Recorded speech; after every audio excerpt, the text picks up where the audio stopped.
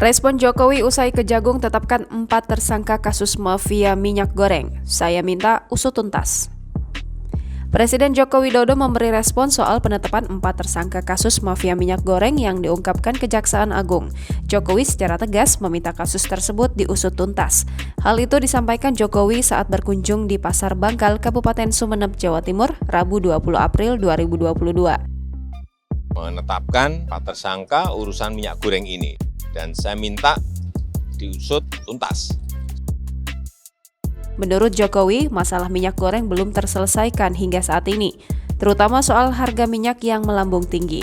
Harga minyak goreng di dunia internasional yang tinggi membuat produsen minyak goreng dalam negeri ingin menjual barangnya ke sana.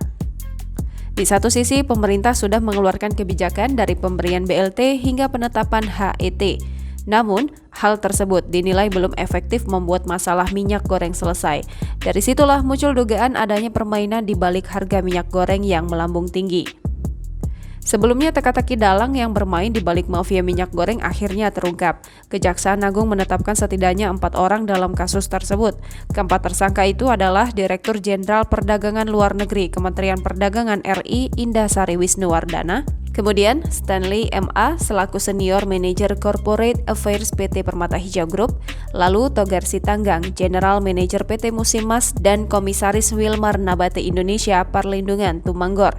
Menurut Burhanuddin, penetapan tersangka itu setelah penyidik menemukan 2 bukti permulaan yang cukup. Dalam kasus ini, Burhanuddin menuturkan para tersangka diduga melakukan pemufakatan antara pemohon dan pemberi izin penerbitan ekspor. Lalu kong kali kong dikeluarkannya perizinan ekspor meski tidak memenuhi syarat. Lebih lanjut, Burhanuddin menuturkan ketiga tersangka yang berasal dari swasta tersebut berkomunikasi dengan Indasari agar mendapatkan persetujuan ekspor. Adapun Indasari dan Perlindungan ditahan di Rutan Salemba Cabang Kejaksaan Agung RI. Sementara itu, Togar dan Stanley ditahan di Kejaksaan Negeri Jakarta Selatan.